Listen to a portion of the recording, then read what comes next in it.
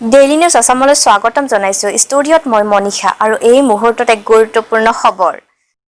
নগাঁৱৰ মাজৰাতি চাৰিআলিৰ পৰা খুটিকটীয়াৰ কলং পাৰ হৈ বেবেজিয়ালৈ যোৱা পথটোৰ আজি আধাৰশিলা স্থাপন।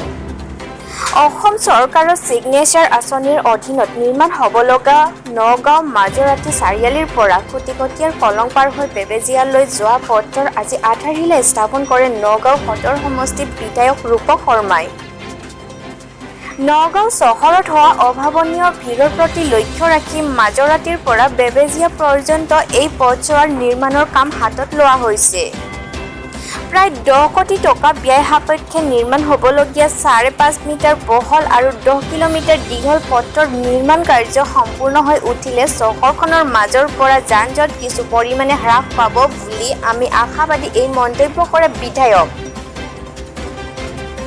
অত্যাধুনিক কাৰিকৰী কৌশল প্ৰয়োগেৰে নিৰ্মাণ হ'বলগীয়া পথটিৰ নিৰ্মাণ কাৰ্য সম্পূৰ্ণ হৈ উঠিলে নগাঁওবাসী ৰাইজৰ যাতায়াতৰ ক্ষেত্ৰত বহুদিনীয়া এক অভাৱ দূৰ হ'ব। এই মন্তব্য কৰে বিধায়ক ৰূপক শৰ্মাই। আজি নগাঁৱৰ কাৰণে খুব ভাল দিন, ভাল খবৰ। মই এইকাৰণে কৈছোঁ যে প্ৰায় 10 কোটি টকা ব্যয় সাপেক্ষে নগাঁও মাজৰাতিৰ পৰা আমাৰ 3 নম্বৰ পৰ্যায়ৰ বিনাপানী নাট্য সমিতিৰ আগেদি আহি আমি বৰ্তমান ৰখি থকা এই সন্মুখেদি গৈ মিয়াপতি ব্ৰিজ হৈ খেলচোৱা হৈ পেলাই বেবেজিয়ালৈকে এক নতুন পথ নিৰ্মাণ হ'ব, য'ত ইতিমধ্যে কৈছে যে 5.5 মিটাৰ বহল।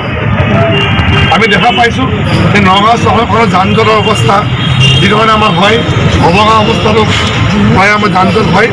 আৰু এই যে সমান্তৰালভাৱে আৰু এটা যিটো ৰাস্তা হ'ব, এই ৰাস্তাটোৱে আমাৰ আগন্তুক সময়ত আমাৰ ইয়াৰ বাসিন্দাসকলক সহায় কৰিব।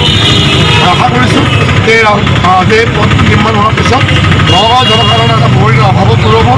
আৰু ইতিমধ্যে কৈছে যদিও 10 কোটি টকা ব্যয় সাপেক্ষে আজি প্ৰায় 11 মিটাৰ যিটো 11 কিলোমিটাৰ ৰাস্তাৰ আধা অংশ এতিয়া বনোৱা হ'ব, প্ৰায় 10 কোটি টকা ব্যয়। আৰু ইয়াৰ পিছৰ অংশ ইতিমধ্যে আমি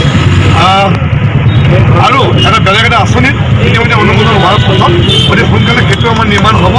গতিকে আমাৰ সম্পূৰ্ণ ৰাস্তা আমাৰ ইতিমধ্যে হ'ব। তাৰপিছত এটা আপুনি গম পাইছে, ভাল ভাল আমাৰ স্কিমবিলাক আমালৈ আহি আছে। এই ৰাস্তাটো যিটো বহল কৰা হৈছে, লগতে এখন সামগ্ৰিক দলঙৰ ইতিমধ্যে কাম চলি আছে।